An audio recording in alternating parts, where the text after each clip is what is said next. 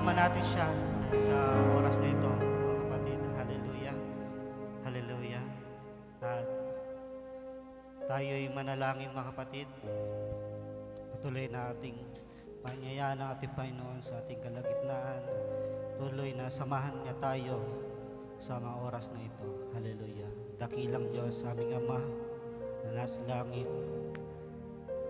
Aming dalangin, Panginoon, na patuloy ang pagsama mo sa amin. Dalangin namin na mga salita na pag-aaralan sa araw na ito ay patuloy na magbigay sa amin ng makalangit na karunungan, ang pagkaunawa, Panginoon. Sa gayon, Panginoon, patuloy namin makita ang iyong sakdal na kalooban sa aming buhay. Kaya naman, Panginoon, patuloy na aming binabalik sa iyo ang pasalamat na ito, ang makasama ka, ang patuloy na presensya mo, ang lumulukob sa amin, Panginoon, na kami ay maging payapa, Panginoon. Mga bagay na aming mapapakinggan, Panginoon Diyos, ay patuloy na magbigay sa amin ng encouragement, Panginoon, na magkaroon kami ng patutuo sa aming buhay, Panginoon, na alam po namin na nandiyan ka parati para kami ay saklolohan. Kaya naman, Panginoon, aming binabalik sa iyo ang pinakamataas na papuri, pasalamat, pagdakila sa tayong pangalan ng aming Panginoong Hesus Kristo. Amen. At bago tayo po, mga kapatid, ating buksan na ating banal na kasulatan. Ating buksan sa Revelation chapter 2. Ang ating main text ay from verse 1 to verse 7. Bali, babasahin na lang natin hanggang verse 3. Revelation chapter 2, verse 1. Sa anghel ng iglesia sa Episo ay sulat mo. Ang mga bagay na ito ay sinabi ng may hawak ng 7 bituin sa kanyang kanang kamay na iyong lumalakad sa gitna ng 7 kandilerong ginto. Nalalaman ko ang iyong mga gawa at ang iyong pagpapagal at pagtitiis, at hindi mo matiis ang masasamang tao, at sinubok mo ang mga nagpapanggap na apostol, at sila'y hindi gayon, at nasusumpungan mo silang pawang bulaan. At may pagtitiis ka at nagbatak ka dahil sa aking pangalan, at hindi ka napagod. Ang Panginoon ang magpala ng kanyang salita, sabihin natin amen. At tayo makakapuna, mga kapatid. At tayo ay sa ikatlong chapter na ng ating series sa pag-aaral sa ating basihan na sa aklat ni Brother Branham, an exposition of the 7 church ages. At dito, mga kapatid, ay dahil nung nakaraan, mga kapatid, ay lumabis ako ng oras. Siguro halos umabot ito ng 40 minutes yung sobra kong oras. At ngayon ay nawa ay matapos natin ito sapagkat nais ko na bawat pagtayo ko dito ay matapos natin bawat isang chapter, mga kapatid. At dito, ating basahin muli ang main text natin sa Revelation chapter 2, verse 1. At dito, sa anghel na iglesia sa Episo. At mamaya ay tatalakayin natin yung mga bagay na yan. At dito na tayo. Base dito sa unang key points na ating babasahin, ito yung paunang sinabi ni Brother Branham. Sapagkat maaari may mga ilan sa inyo magtatanong, paano nag-come up sa mga ganitong pangalan, mga mensahero, at yung bawat gap, yung length ng mga ages. Dito sabi niya, in order for you to fully understand the message of the church ages, sabi niya dito, I would like to explain the various principles that allowed me to arrive. Yung paunang sabi niya, paano siya nag-come up sa pangalan, the names of the messengers, the length of the ages, at maraming factors na involved para malaman yung mensahero sa panahon na yon, mga kapatid.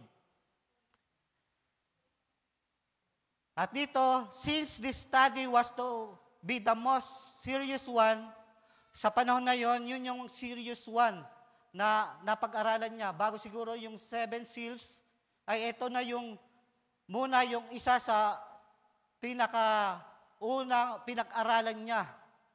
At doon ay humingi siya ng inspirasyon sa Espiritu Santo na malaman niya yung kapayagan patungkol sa 7 iglesia, mga kapatid.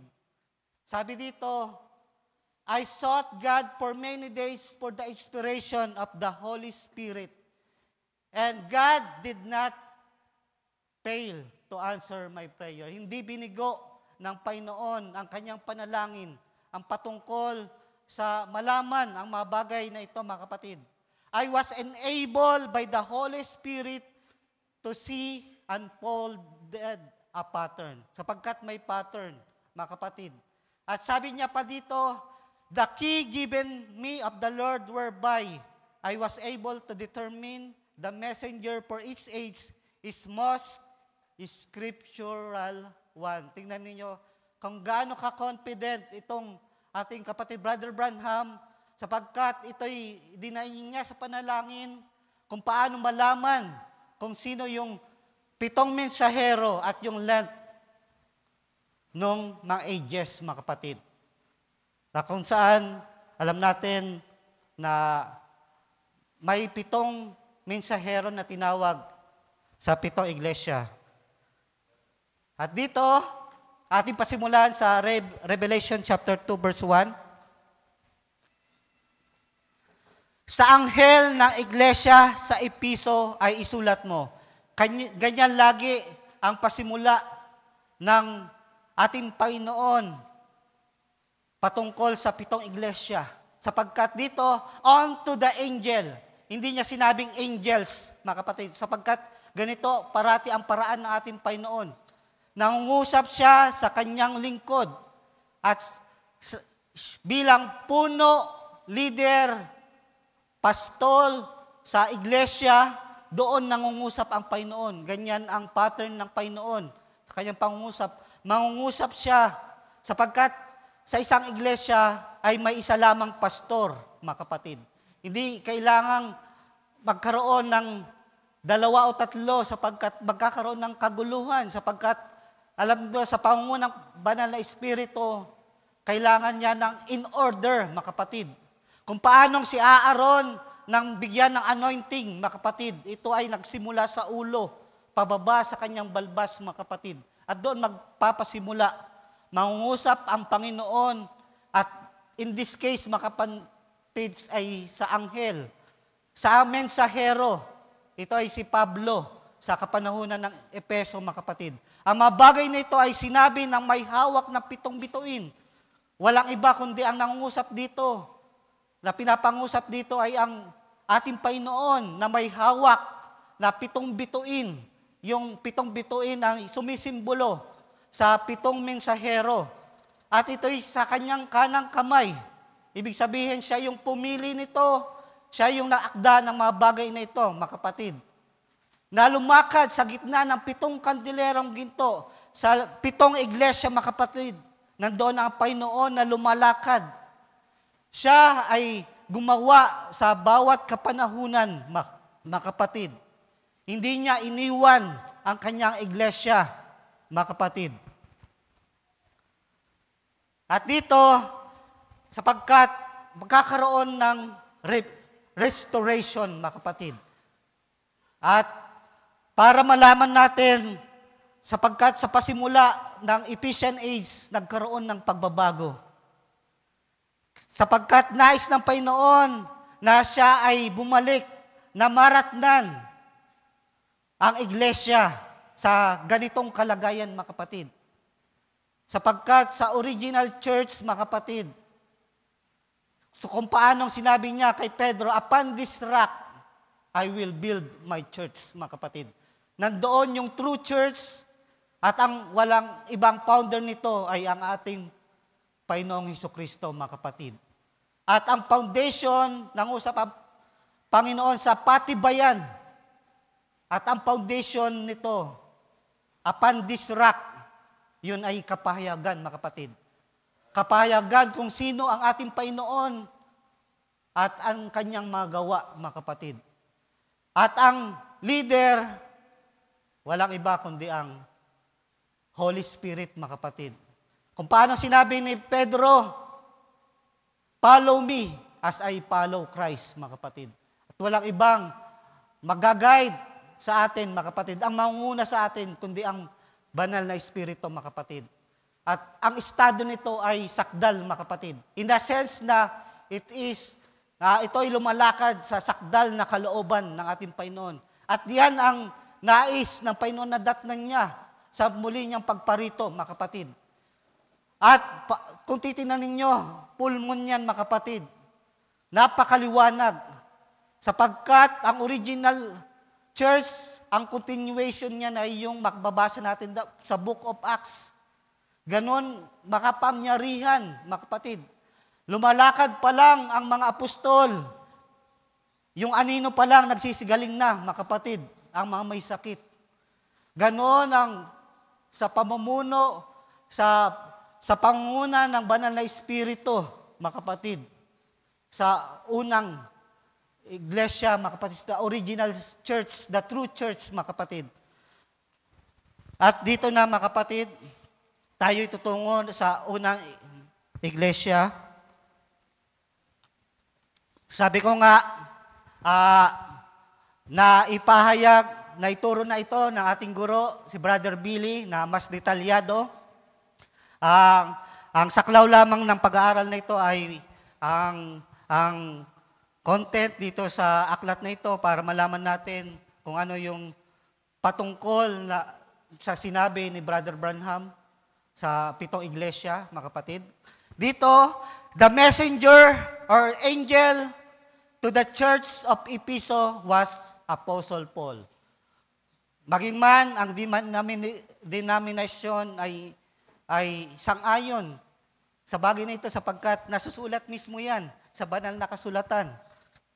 Si Apostol Pablo ang unang mensahero sa kapanahunan ng Epeso. Though to Peter was granted the authority to open the doors to the Gentiles, kung maalala ninyo na buksan ang pintuan sa mga hintil doon sa sambayanan ni Cornelius. Doon yon sa nung bumisita si Pedro sa bahay ni Cornelius at yung sambayanan ni Cornelius ay tumanggap sa ating Panginoon. At sila ay hintil. Sapagkat yung 7 iglesia na dadaanan natin, ay ito'y patungkol na sa atin, mga kapatid, sa hintil na ito. Sapagkat nung ang mga Hudyo ay di nila tinanggap ating Panginoon, ibinaling ng Panginoon ang kanyang paningin sa ating mga hintil, mga kapatid. At dito, bagamat si Pedro, yung nagbukas ng pintuan para sa mga hintil, it was given to Paul to be their apostle and prophet. Sapagkat tinawag itong si Apostol Pablo para sa mga hintil, mga kapatid. Paul founded the church at Ephesus about the middle of the 1st century at nagpasimula yan sa 53 AD. At dito, tingnan natin the city of Ephesus. Yung siyudad ng Efeso was one of the 3 greatest city of Asia. Ang una daw, kung sa city of Christian faith, nauna siyempre yung Jerusalem, pangalawa yung Antioch, at pangatlo yung Efeso. It was a very rich city. Mayaman yung siyudad na ito, mga kapatid. Yung gobyerno ay sa Roman at yung language nila ay Greek. Historians believe na sila John, Mary, Peter, Andrew, Philip ay dito inilibing, mga kapatid. Paul, who founded the true faith in the city, at nagpastor dito si Apostol Pablo ng 3 taon. Bagamat siya ay humahayo, but when he was absent from the flock, he was continually, prayerfully mindful of them. Palagi niyang pinapanalangin ang iglesia sa Epeso, mga kapatid. At si Timothy ang first bishop. Kung makita ninyo, yung buwan dito ay may shade na. Sapagkat sa panahon na ito, mga kapatid, yung darkness, napasok na ito ng sistema ng tao, mga kapatid. Kung mapapansin niyo, nagpasimula at natapos yung original church sa 33 AD hanggang sa dito sa 53 AD. May 20 years, mga kapatid. At dito nagpasimula na kung paano ang kaaway ay unti-unti nang pumapasok sa iglesia, mga kapatid. Ang pag-aaral nito ay para malaman natin kung paano yung gawa ng kaaway ay kumilos sa 7 iglesia, mga kapatid. Kung paanong ang iglesia ng Laodicea sa panahon natin ay napakadilim na, sapagkat ito'y nagpasimula sa Ephesian age, mga kapatid. At the time of the giving of the revelation according to tradition, tingnan ninyo, sapagkat si Paul ay tinatayang namatay siya between 64 AD to 65 AD. Subalit natanggap ni John the Beloved ang vision ay noong 95 to 96 AD. Kaya maaaring mag-isip sa inyo, paano yung gap ng ages ay ganoon.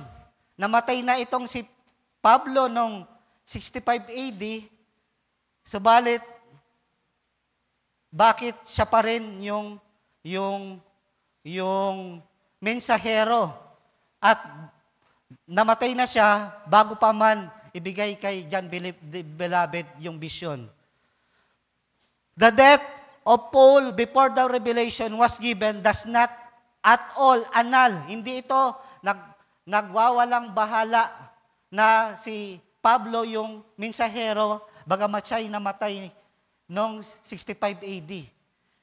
Ang dahilan sa pagpili ng mensahero sa bawat kapanahunan ay sa pamamagitan, regardless of when he appears or goes, kung sinilang man siya sa taon na ito o namatay man siya sa panahon na ito, is the one influences the age of God by means of word manifest ministry. Sa pamamagitan pala kung sino yung mensahero na naka-impluwensya sa panahon na yon, siya yung pinili na mensahero. At kung mapapansin ninyo, yung Laodicean age ay nagsimula sa 1906 to rapture. Namatay na lang si Brother Branham, ay siya pa rin yung mensahero, sapagkat hindi yun nakabase kung kailan siya namatay, kundi yung impluwensya niya, mga kapatid. Kaya doon tayo magbabase. At kaya nga nung pauna, ipinanalangin ito ni Brother Branham para matukoy kung sino yung mga mensahero. At yun ay scriptural. Confidence siya na ilatag kung sino yung mga mensahero sa mga kapanahonang ito, mga kapatid. At hindi natin maisa sa walang bahala na si Pablo ang mensahero sa panahon na ito, mga kapatid. The very name Ephesus has a string compound meaning. Ang meaning ng Epheso ay aim at and relax. Aim at. Ibig sabihin, nandoon, kapag yung isang mga aso, mga kapatid, kapag yan ay babaril, nakapuntirya na siya. At sinasabi nga, kapag ikaw daw ay magpupuntirya, kailangan Kapag hihinga ka, ay pipigilan mo yung hininga mo para maitutok mo talaga. Ibig sabihin, kailangan nakapokus ka. Pero may dalawang bagay dito ang nagawa ang Efeso, sa iglesia ng Efeso. Una ay nag-relax sila, mga kapatid. Dahil sa pag-relax nila ay nagkaroon, mga kapatid, ng pagpasok ang kaaway, mga kapatid. Mapapansin ninyo, si David, mga kapatid, nung sa panahon na may digmaan at siya ay nagpahinga, nasa halip na pangunahan niya ang bayan ng Israel sa digmaan, mga kapatid. Ano ang ginawa niya? Siya ay nag-relax, mga kapatid. At sa kanyang pag-relax na yon, alam natin yung kwento, mga kapatid. Tumasya sa bubungan at nakita niya naliligo si Bathsheba at nandun na. Nagkaroon siya ng pagkakasala. Na doon nagsimula ang kanyang kasalanan, mga kapatid, ng adultery. At maging man sa pagpapatay sa asawa ni Bathsheba na si Urias, mga kapatid. Dapagkat kapag ikaw ay nag-relax, mga kapatid, nandoon papasok ang kaaway. Though dito makikita the high aspiration of this age, sapagkat dahil sa pasimula pa lang, mga kapatid, hawak nila ang full world, mga kapatid. Subalit dahil sila ay nag-relax, the deep of God, they are aiming the high calling of God. Pero dahil sa kanilang less watchful attitude. At ito ay paalala na rin sa atin, mga kapatid. Kapag tayo ay tinatabangan na, mga kapatid, at kapag tayo nakikinig, mga kapatid, na wala ng gana, nanlalamig, dito na yung simula ng pagre-relax natin. At dito, papasok ang kaaway, mga kapatid. It had become relaxed and was drifting. Nandoon na yung patuloy na pagsubasub. At dito, at ang pangalawa, it had left its first love. Iniwan niya ang unang pag-ibig. At mamaya, ano yung first love na ito, mga kapatid? The Ephesian age had presented to her the opportunity of God's best. Nandun na yung full word, mga kapatid, sapagkat yung true church, the original church, ay yung kanilang sinundan. Hawak-hawak nila ang salita ng Diyos, mga kapatid. Subalit dahil sila ay nag-relax, for a while she prevailed. Sa una, nandun pa yung pagtatagumpay. And then relax. And that unguarded moment. Diba? Dahil sila ay nag-relax, nagkaroon ng unguarded moment. At si Satan planted the seed of complete ruination. Yan ang dahilan, mga kapatid, ng pasimula na kung saan sa iglesia na ito gumagawa ang kaaway. Every time God moves, there is time that Satan has to move also, mga kapatid. Gagawa ang kaaway. At dito sa Revelation chapter 2, verse 4, ngunit mayroon akong laban sa iyo, na iyong iniwan ang iyong unang pag-ibig. At titingnan natin, ano yung iniwan ng Ephesian Church, mga kapatid? Ano yung unang pag-ibig na ito? Kaya't alalahanin mo kung saan ka nahulog. Diba? Alalahanin mo. Yun pala dahil sila ay nag-relax at iniwan nila ang unang pag-ibig. Magsisi ka at gawin mo ang iyong mga unang gawa. Ano yung unang gawa na ito, mga kapatid? O kung hindi, ay papariyan ako sa iyo at aalisin ko ang iyong kaldelero sa kanyang kinalalagyan. Maliban na magsisi ka. Nandoon ang paalala ng Panginoon sa unang iglesia, mga kapatid, sa Ephesian Church. Dahil sila ay nag-relax at iniwan nila ang unang pag-ibig, ay ganito ang nangyari, mga kapatid. At tingnan natin na ano yung unang pag-ibig na kanilang linisan. Sa 1 John chapter 4 verse 8, ang hindi umiibig ay hindi nakakilala sa Diyos, sapagkat ang Diyos ay pag-ibig. For God is love. At dito sa John chapter 1 verse 1, nang pasimula siya ang berbo, siya ang salita, at ang berbo ay sumasa Diyos, at ang berbo ay Diyos. In the beginning was the Word, and the Word was with God, and the Word was God. Come to think of it, mga kapatid. You have now a better understanding idea kung ano yung first love na iniwan ng iglesia sa Episo, mga kapatid. We can initially conclude, mga kapatid, na ang iniwan nila na pag-ibig ay ang salita, mga kapatid. At ito, mga kapatid, ang bagay na doon sila nahulog, mga kapatid. Ay isang bagay para pagtibayin, kailangan ng 3 saksi, mga kapatid. At dito, babasahin natin sa Matthew, sa Mark and Luke. Ang langit at ang lupa ay lilipas, datapwat ang aking mga salita ay hindi lilipas. Kailangan ang ating pagkakatiwala, mga kapatid, ay sa ating Panginoon. God is love. The Word was God, mga kapatid. At ito yung iniwan na iglesia, na Episo, mga kapatid. Ang salita. Sapagkat hindi mo maihiwalay sa ating Panginoon ang salita, mga kapatid. He is the same yesterday, today, and forever, mga kapatid. Sa 1 John chapter 4, verse 16, at ating nakikilala at ating sinasampalatayanan ang pag-ibig ng Diyos sa atin.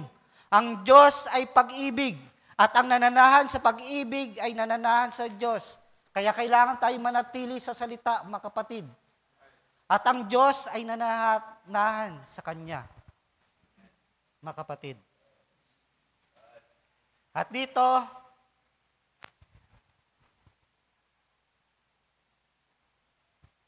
ano yung kailangan natin, mga kapatid? Tayo ay manatili sa Kanyang salita. Dito sa quote, sa pangaral ni Brother Branham, How can I overcome? Paragraph 119. Just remember, you're living for God. At maraming tao ang nakakaligtaan ang bagay na ito. Kung bakit tayo nabubuhay, mga kapatid. You have one objective, and that's Jesus Christ. Outside of that, maliban sa bagay na yan, there's nothing else count. There's nothing else matter, mga kapatid. Sapagkat ang una sa ating buhay ay ang ating Panginoon. Then secondly, our family. Pangatlo na lamang ang ating sarili, mga kapatid. But first, for God. Naalala ko yung nabasa ko. May nabasa ako, mga kapatid, at sinabi niya doon na, paano kung haharap ka na sa Panginoon? Ano yung sasabihin mo? Paano ka nabuhay dito sa mundo? Ano, sasabihin mo ba na, Panginoon, naging mabuting ama ako. Napag-aral ko yung 5 kong anak. Lahat sila napagtapos ko ng college. Nagkaroon sila ng magandang buhay. Yun ba yung idadahilan mo na yun, ganun, doon ka nabuhay, mga kapatid? Hindi. Because you're living for God, mga kapatid. Yan ang ating pakatandaan, mga kapatid. Tayo ay nabubuhay nang dahil sa Kanya at para sa Kanya, mga kapatid. At siya ang ating unahin, mga kapatid. Now remember this. Christ in the true church is a continuation of the books of Acts. Kung babasahin nyo yung books of Acts, mga kapatid, kung paano yung kapangyarihan na kumikilos sa pangunguna ng banal na Espiritu, mga kapatid. Yung Espiritu Santo ang nag-guide, ang nangunguna sa kanila. But the book of Revelation shows how the Antichrist spirit, sapagkat babanggitin dito yung two spirits, mga kapatid. The spirit of truth and the spirit of lie, mga kapatid. At dito, pasimula pa lang sa Revelation, mga kapatid. Sa church na tinutukoy dyan, mga kapatid, ay sa Ephesian Church, na kung saan nagpasimula ang Antichrist na gumawa para i-defile, sirain ang iglesia, mga kapatid.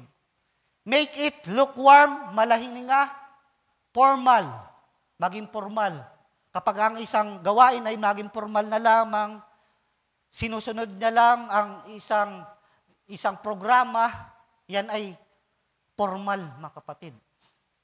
Kung wala ang pagkilos ng banal na espiritu, magiging formal yan at magiging powerless yan, mga kapatid. It exposes Satan, revealing his works. Yan yung dahilan kung bakit mayroon tayong pag-aaral, mga kapatid. Para malaman natin saan nagpasimula na ang kaaway ay makapasok unti-unti sa iglesia, mga kapatid. Attempted destruction of God's people and discrediting of God's word.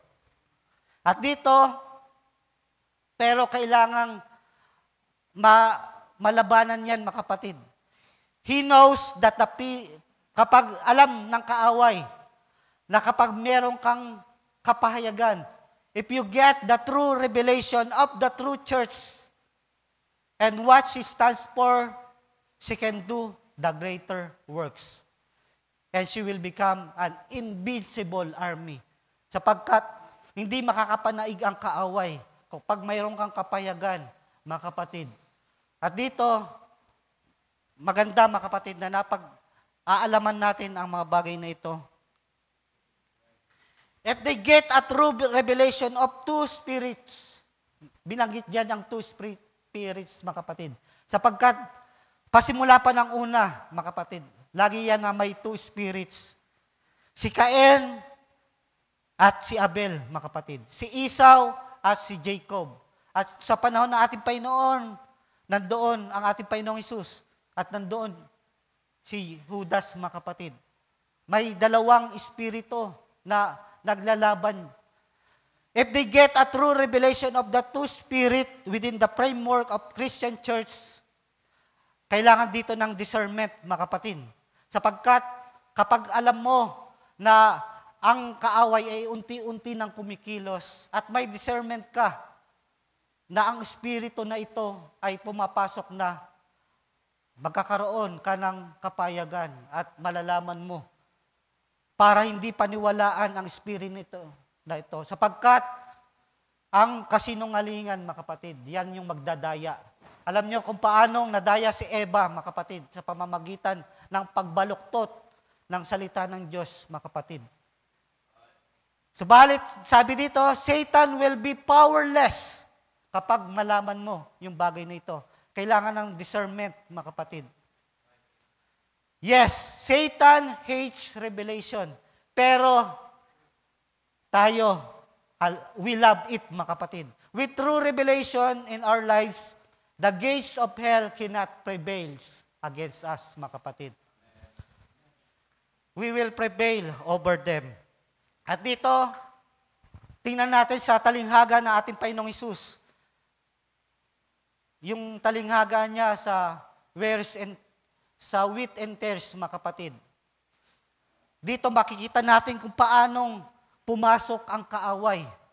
Dito sa talinghaga, Matthew chapter 13, verse 24, sinaysay niya sa kanila ang ibang talinghaga na sinasabi, ang kaharian ng langit ay tulad ng isang taong naghasik, nagbabuting binhi sa kanyang bukid.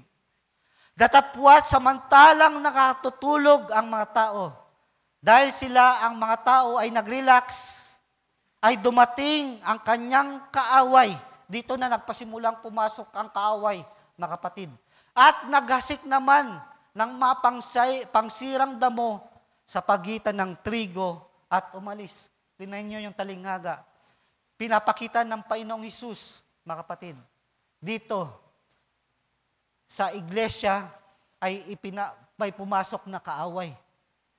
Bagamat sa una, may isang mabuting binhi lamang ang nahiyasik. Subalit nung mag-relax, nung nakatulog, yung mga tao ay nandito naghasik ang kaaway ng pangsirang damo. Datapwat ng sumisibol ang usbong at namunga ay lumitaw na rin ang pangsirang damo. Kaya sa isang iglesia, mga kapatid, hinahayaan, mga kapatid, na tayo ay dumalo para malaman, mga kapatid, sa hulihan, mga kapatid, kung ikaw ba ay pangsirang damo o ikaw ba ay wheat, mga kapatid. At dito, at ang mga lipin ng puno ng sabayanan ay nagsiperoon at nagsabi sa kanyang Ginoo, hindi baga nagasik kami ng mabuting binhi? Sabi dito, bakit may ganito na pangsirang damo? Ano ang sagot natin, Panginoon? Isang kaaway ang gumawa nito. At sinabi sa kanya ng alipin, ibig mo baga na kami ay magsiparoon at iyaoy tipunin para alisin yung mga pangsirang damo? Pero sabi ng Panginoon, huwag, baka sa pagtitipon ninyo ay madamay pati yung mga trigo. Pabayaan ninyong magsitubo kapwa hanggang sa panahon ng pag-aani. Kaya nga, hinahayaan yan, mga kapatid. Ang mga iglesia, maging man yung mga denomination, maging man yung Islam, yung mga iba pang religion, hinahayaan lamang yan. Sapagkat may darating na panahon na pagtitipunin ang mga ito para sa isang kakahuntungan, para sila ay sunugin. At tayo, bilang mananampalataya, ay tayo ay titipunin sa isang bangan, mga kapatid. Magkakaroon ng separation. Dito, sapagkat yun ang hangarin. Kaya nga, unang titipunin sila, mga kapatid. Sapagkat ang kaaway ay magkakaroon ng, nais niya na magkaroon ng one word religion, one word world, na sila ay magtitipon-tipon. Sapagkat nandun sila sa panig ng kaaway. Subalit tayo, ang nagbubuklod sa atin, mga kapatid, dito, sa pangangaral ni Brother Branham, The Evening Messengers, sa paragraph 91, he spoke to one man, that one man had to bring the message. Pinapatungkulan niya na sa bawat iglesia ay may isesend na mensahero. At kailangang sabihin ang mensahe, mga kapatid. May tatanggap at may magbabaliwala. But there had to be one headquarters. Magkakaiba man tayo, mga kapatid. May mga kapatiran tayo sa iba't ibang dako. Subalit may isang nagbubuklod sa atin. Yung one headquarters na yan, mga kapatid. God has always had it. I'm thankful He got it tonight. That's the Holy Ghost, mga kapatid. Yan yung nagtanging nagbubuklod sa mga kapatiran, mga kapatid. Sa mga mananampalataya, mga kapatid. Yan yung leadership ng Holy Spirit, mga kapatid. At dito sa Revelation chapter 2, verse 2, nalalaman ko ang iyong gawa at iyong pagpapagal at pagtitiis. Nandito, ina-acknowledge ng Panginoon, nakikita ng Panginoon ang bawat ating ginagawa, mga kapatid. Dito, na-appreciate niya, ina-acknowledge niya yung dapat i-acknowledge. At rini-rebuke niya yung mga bagay na dapat i-rebuke, mga kapatid. Sinubok mo ang mga nagpapanggap na apostol at sila'y hindi gayon at nasumpungan mo silang pawang bulaan. Ito ang kagandahan ng mga mananampalataya sa panahon ng iglesia ng Episo, mga kapatid. Meron silang discernment, mga kapatid. Napag-aalaman nila yung mga nakakapasok na mga nagpapanggap na apostol, mga kapatid. Nalalaman nila na sila ay mga bulaan. At may pagtitiis ka at nagbata ka dahil sa aking pangalan at hindi ka napapagod. Nalalaman ng Panginoon, mga kapatid, ang ating ginagawa, mga kapatid. Na-appreciate niya ito, mga kapatid. Kaya nga dito sa 1 John chapter 4, mga minamahal, huwag kayong magsipaniwala sa bawat espiritu, kundi inyong subukin ang mga espiritu. Kailangang subukin natin, mga kapatid. Kung kayo nakikinig, maging man, yung mga nagsisitayo dito, mga kapatid, kailangan subukin nyo. Kung kami man, ang aming pinapahayag ay buhat sa salita ng Diyos o hindi, mga kapatid. At paano na ito masusubok? Ito'y sa pamamagitan ng word test, mga kapatid. Ito'y sa pamamagitan ng kanyang salita. Sapagkat ang katotohanan, mga kapatid, ay hindi mapapasubalian yan, mga kapatid. Ano man ang gawin ng kaaway. Kung alam mo yung tama, mga kapatid, ay malalaman mo, mga kapatid. Madidiscern mo kung alin yung katotohanan at alin yung hindi. Sa paglilitis, mga kapatid, yung isang hukom, isang judge, maari niyang malaman sa pamamagitan ng test, word test, mga kapatid. Magtatanong lang siya ng yes or no. Yes or no. Dito pa lang malalaman niya. Sapagkat ano yung pinapakita ng judge? Inaalam niya yung consistency ng sagot ng nasasakdal. Kung siya ba ay consistent. At kailangan, ganun din tayo, mga kapatid, sa word test. Sapagkat kung ang iba ay nagsasabi na ganito ang katotohanan at pagdating dito ay hindi na naman nakabase sa salita ng Diyos, wala yung consistency. Kailangan yung consistent dyan, mga kapatid. Kaya kailangan natin subukin ang Espiritu kung sila ba ay sa Diyos o hindi. Sapagkat maraming nagsisilitaw ng mga bulaang propeta sa salibutan. At salamat sa ating Panginoon na dinala tayo, mga kapatid, sa tunay na pananampalataya, sa salita, mga kapatid. Sapagkat marami ang nangaligaw, mga kapatid, dahil sa mga bulaang propeta na ito, na nagpapahayag ng mga salita, sapagkat ito'y mga pawang ginagamit ng kaaway para ilinlang ang mga tao, mga kapatid. At dito, Acts chapter 20 verse 28, ingatan ninyo. Ito yung bago umalis si Apostol Pablo, pinangaralan niya ang mga mananampalataya. Bago pa man siya mamatay, ay nag-iwan siya ng salita na ito. Bilang siya ang unang mensahero, ito ay kanyang pinahayag. Nagkaroon siya kaagad ng kapayagan, discernment, na ang bagay na ito ay mangyayari. Ingatan ninyo ang inyong sarili at ang buong kawan. Nangungusap siya sa mga pastor, mga kapatid. Nasa kanila'y ginawa kayo ng Espiritu Santo ng mga obispo upang pakanin ninyo ang iglesia ng Panginoon na binili niya ng kanyang sariling dugo. Aking talastas, di ba, nalalaman ni Apostol Pablo, ay magsisipasok sa inyo ang mga ganid na lobo na hindi magpapatawad sa kawan. Nakita na kaagad ni Apostol Pablo ang mangyayari, na may magsisipasok na mga ganid na lobo. Ito yung mga bulaang propeta, mga kapatid. Magsisilitaw sa mga kasamahan din ninyo ang mga taong magsasalita ng mga bagay na masasama. Perverted word.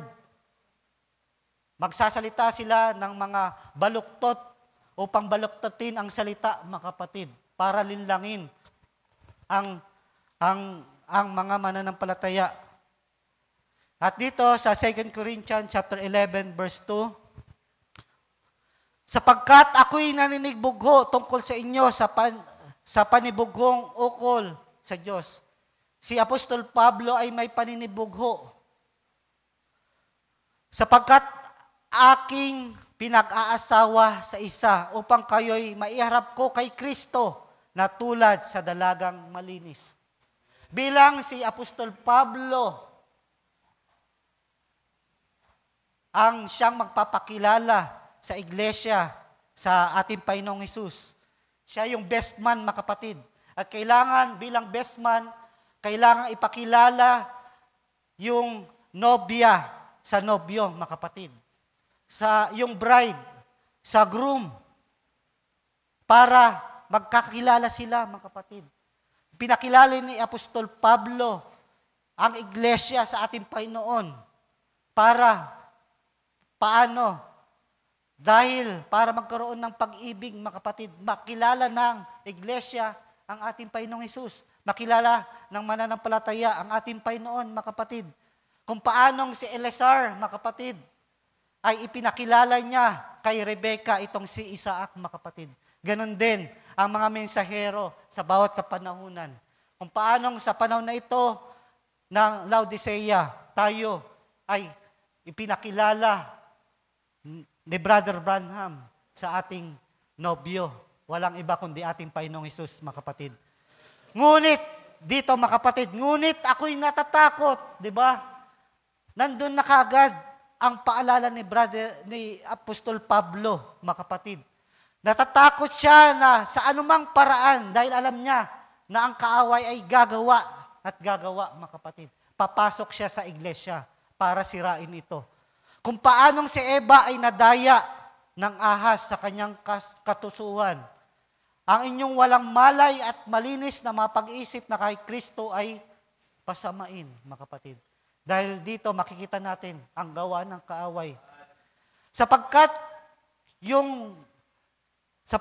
kung yung paririto ay mangangaral ng ibang Hesus na hindi namin ipipangaral, o kung kayo'y magsitanggap ng ibang espiritu na hindi tinanggap o ibang ebanghelyo na hindi ninyo tinanggap, ay mabuting pagtiisan ninyo. Maaring magkaroon tayo ng discernment na malaman ang mga bagay na ito, mga kapatid. At dito, 2 Corinthians chapter 11, verse 13, sapagkat ang mga gayong tao ay mga bulaang apostol, di ba? Paulit-ulit, mga kapatid, na may warning sapagkat magsisipasok ang mga bulaang apostol, ang mga bulaang propeta, na magdarayang manggagawa. Ang mga magdarayang manggagawa na ito ay ang mga ginamit ng kaaway, mga kapatid. At hindi katakataka sapagkat si Satanas man ay nagpagkunwaring anghel ng kaliwanagan. Hindi malaking bagay nga na kanyang mga ministro ay magpagkunwari, waring ministro ng katwiran. Yan, mga kapatid. Na may mga papasok na mga bulaan na magpapahayag na hindi naaayon sa salita ng Diyos. Magkakaroon sila ng twisted, iti-twist nila ang salita ng Diyos para maalinlang ang mga mananampalataya, mga kapatid. Matthew chapter 24, verse 24, maging man at ating Panginoong Hesus ay nagsabi na, mga kapatid, sapagkat magsisilitaw na mga bulaang Kristo, mga bulaang propeta, at ililigaw, mga kapatid, if possible, maging man yung mga elect, mga kapatid, they shall deceive the very elect, mga kapatid. Subalit hindi maaari na madaya, mga kapatid, ang mga hirang, mga kapatid. Alam natin na ang Panginoong Hesus ay lumakad sa gitna ng kandilerong ginto, mga kapatid. Nandoon ang kanyang patnubay at gabay, mga kapatid. Kung gumagawa ang kaaway, nandoon ang gawa ng ating Panginoon, mga kapatid. At dito na yung sinabi ng ating Panginoon sa iglesia ng Efeso. Ngunit ito'y nasa inyo, in-acknowledge ng Panginoon ang mabuting bagay sa mga mananampalataya sa Efeso, mga kapatid. Kinapupuutan mo ang mga gawa ng Nicolaita. Thou hatest the deeds. Tingnan ninyo, deeds pa lang yan, mga kapatid. Sapagkat darating ang panahon, yung deeds na yan, mga kapatid, ay magiging lalago pa yan, mga kapatid. Yung espiritu na yan, para makapangdaya, mga kapatid. The deeds of the Nicolaitans, na kinapuputan ko naman. At ano ba yung Nicolaita na ipahayag na ito, mga kapatid, ng ating kapatid, Brother Alex, about dito sa Nicolaitans, mga kapatid.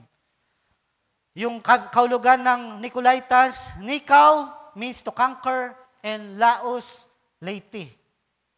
Ang laity na yan, yung mga tao, to be specific, mga kapatid, karaniwang tao, yung mga nakaupo na nakikinig, yun yung dinadaya ng kaaway, mga kapatid. Dahil yun yung mas madaling dayain. Para dayain, to conquer the laity, mga kapatid. Para yung mga mananampalataya sa dako iglesia ay kanilang madaya, mga kapatid. At bakit ito kinapupuutan ng Panginoon? What was it that God hated? Ano yung nangyayari? The people were being subjected somehow in a way that was absolutely kontra sa salita ng Diyos. At doon, mga kapatid, yung espiritu ng Nicolaitans. Nagkakaroon sila ng sistema, ng mga dogma, credo. At yan nga, yung deeds na yan ay magiging doktrina pa, mga kapatid, na Nicolaitans, mga kapatid. Tingnan niyo yung espiritu na yan na pumapasok sa iglesia. At dito may paalala si Brother Branham sapagkat pinaalala niya nung palalahanan ni Apostol Pablo na mag-ingat kayo.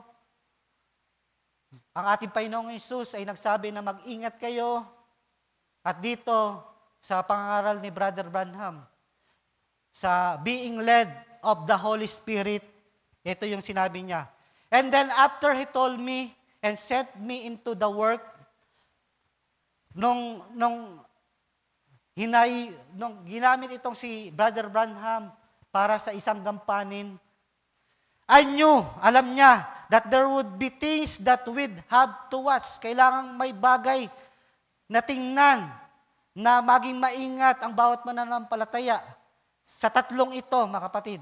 Una, one of them is money.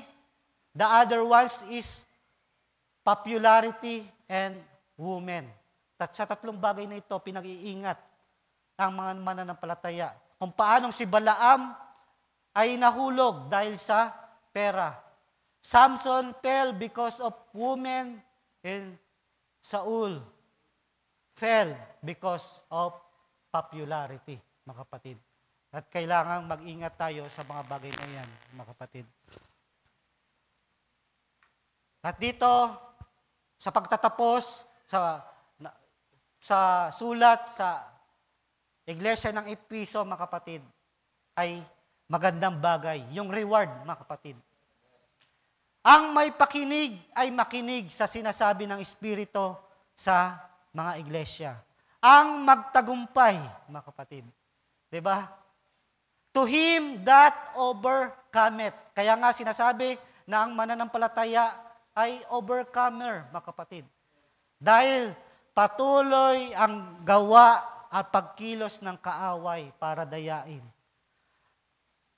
ang mga mananampalataya. Para ang mga mananampalataya ay manlamig, mawalan ng gana. Kung paanong iniwan ng Church of Ephesus ang kanilang unang pag-ibig, sila ay nahiwalay sa salita, mga kapatid. Subalit, dito ang paalala, mga kapatid, na kapag tayo ay mananagumpay, ano yung reward? Will I give to eat the tree of life, mga kapatid? Ano yung tree of life na yan, mga kapatid? Nabanggit yan sa Genesis, mga kapatid. yung reward na pagkain na ito, mga kapatid. Papakainin ng punong kahoy ng buhay. The tree of life, mga kapatid. Para magkaroon tayo ng patungkol dito, subalit basahin muna natin. Dito yung paalala ni Apostol Pablo. Kaya nga, mga kapatid, kung minamahal, kayo'y magsitatag, huwag makilos, na laging sumagana ng gawa ng Panginoon. Yamang nalalaman ninyo na hindi walang kabuluhan ang inyong gawa sa Panginoon. Patuloy lang tayo, mga kapatid. Nandoon na kailangan tayo maging mananagumpay sapagkat nakikita ng Panginoon kung paanong nakita ng Panginoon na-appreciate niya yung gawa na ang mga mananampalataya sa Efeso ay parehas nila na kinakususuklaman ang gawa ng Nicolaitans, mga kapatid. Na nalalaman nila, na discernment nila yung mga bulaang propeta. Nakikita ng Panginoon yung mga gawa natin, mga kapatid. Your labor is not in vain, mga kapatid. At dito, tingnan natin yung tree of life na ito. Sapagkat nabanggit ito, mga kapatid, sa Genesis. Kung paanong may 3 punong kahoy, mga kapatid. Yung natural na puno, the tree of knowledge of knowing good and evil, and the tree of life. Kung paanong dinaya ng Satanas si Eva na makain yung tree of knowledge of good and evil, mga kapatid. Ay, yung tree of life na ito, mga kapatid, ay ipinagbawal. Ito ay hinarangan pa nga para hindi muna makain nila Adan at Eva, mga kapatid. Sapagkat hindi maaari na makain nila ito na sila ay nahulog, mga kapatid. Subalit, kagandahan, mga kapatid, dito nabanggit na yung overcomer, mga kapatid, ay magtataglay at binigyan ng rights para kumain ng punong kahoy na ito. Dito makababasa ninyo na ito ay binakuran pa nga para hindi mapuntahan ng mga tao, mga kapatid. Subalit, sa uling kapanahunan, mga kapatid, maging sa ating panahon, mga kapatid, ano yung tree of life na ito? Ito ay nangungusap mismo sa ating Panginoong Hesus, mga kapatid. Ang pagtanggap sa ating Panginoong Hesus. Sapagkat kapag ikaw ay kakain, ang kahulugan niyan, mga kapatid, ay para magkaroon ng pagsalo-salo, mga kapatid. Ng fellowship, mga kapatid.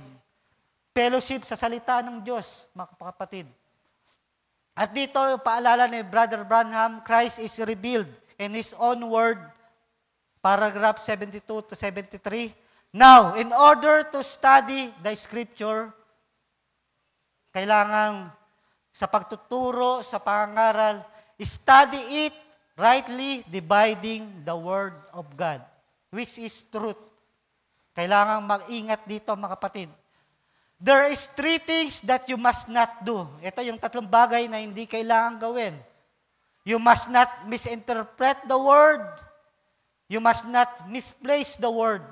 You must not dislocate the Word, mga kapatid. At kailangan kami na mga tumatayo dito, mga kapatid, na maging maingat na hindi ito ma-misinterpret, mga kapatid. Sapagkat gagawa ang kaaway ng butas, mga kapatid. Kung paanong kapag hindi yan naingatan, mga kapatid. Kung paanong yung right baptism, mga kapatid, sa pangalan ng Panginoong Hesus, ay nailiko ng kaaway. At sinasabi na ang bautismo ay sa pangalan ng Ama, ng Anak, ng Espiritu Santo. Subalit walang kapahayagan doon, mga kapatid. Kailangan magkaroon ng kapahayagan. Study it, rightly dividing the Word of God. Na ang tamang kapahayagan na tumutukoy sa pangalan na yon ay ang pangalan ng Panginoong Hesus, mga kapatid. At dito, sa ating pagtatapos, ang Espiritu nga ang bumubuhay. sa laman ay walang anumang pakinabang. Ang mga salitang sinasalita ko sa iyo ay pawang espiritu at pawang buhay, mga kapatid. Huwag niyong baliwalain, mga kapatid, ang pakikinig ng salita ng Diyos, mga kapatid. Huwag nawa, mga kapatid, na katulad ng warning ni Apostol Pablo. Yung relax. Ang kahulugan ng Efesos ay aim at and relax. Nandun na sa kanila, nakapunteriya na sila, naka-aim at na. Subalit, dahil sila ay nag-relax, nakapasok ang kaaway. And they have left its first love, mga kapatid. Naliko sila sa salita ng Diyos. At tayo ay pinaanyayahan na bumalik sa salita. Kung paanong the original church na ang founder ay ating Panginoong Hesus, upon this rock, I will build my church. At yung leadership na yon ay sa pamamagitan ng banal na espiritu, na siya ang nangunguna at nag-guide sa atin sa ngayon, mga kapatid. Mga kapatid. At dito sa Matthew chapter 4, verse 4, datapwat siya ay sumagot at sinabi, nasusulat, hindi sa tinapay lamang nabubuhay ang tao.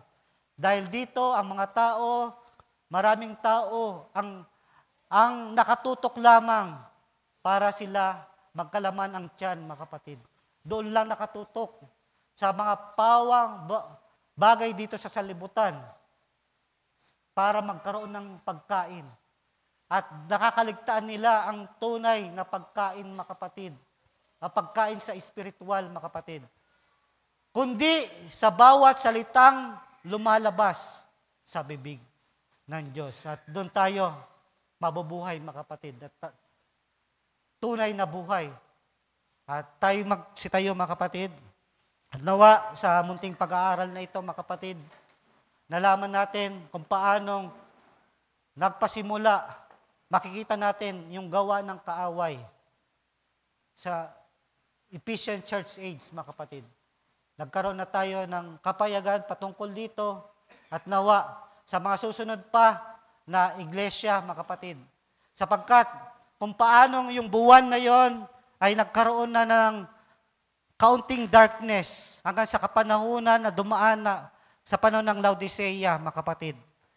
Sapagkat dadaanan natin sa pag-aaral kung paanong gumawa ang kaaway. Sapagkat yung mga gawa ng kaaway, nag-accumulate lang yon, mga kapatid. Yung gawa na yon ay, maging man, yung gawa ng kaaway na yon ay nasa atin din, mga kapatid, sa iglesia na Laodicea, mga kapatid. Kaya nga, kung mapapansin nyo, yung buwan na yon, mga kapatid, ay halos full of darkness na, mga kapatid.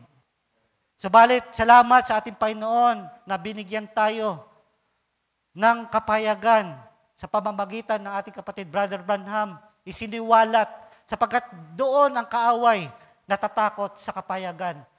Ang ma-expose siya, mga kapatid. Kaya nga, dalawa sa books na ayaw malaman ng kaaway na malaman natin. Ang Genesis at ang yung Revelation. Sapagkat sa Genesis, malalaman natin yung ugat kung paanong ang kaaway ay nagsimula, kung paano siya nahulog. At malalaman din natin sa kapahayagan, sa Revelation, kung paano yung mga gawa niya ay ma-expose at kung ano yung kakahantungan niya in the future, mga kapatid. At tayo, bilang tatanggap nito, ay magiging mananagumpay, mga kapatid. Hallelujah. Tayo'y saglit na manalangin, mga kapatid. Hallelujah. Dakilang Diyos, nakapangyarihang Diyos na tumawag sa amin, patuloy na nagbibigay sa amin, Panginoon, ng aming kakailanganin, na nagpro-provide ng mga mahalagang bagay na kailangang mayroon kami, Panginoon.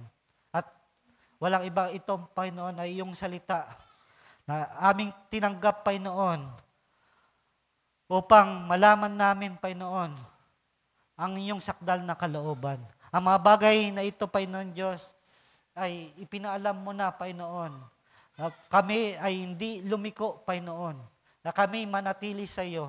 At nawa, Panginoon Diyos, aming dalangin na patuloy sa pagpapatuloy ng pag-aaral ng series na ito, Panginoon.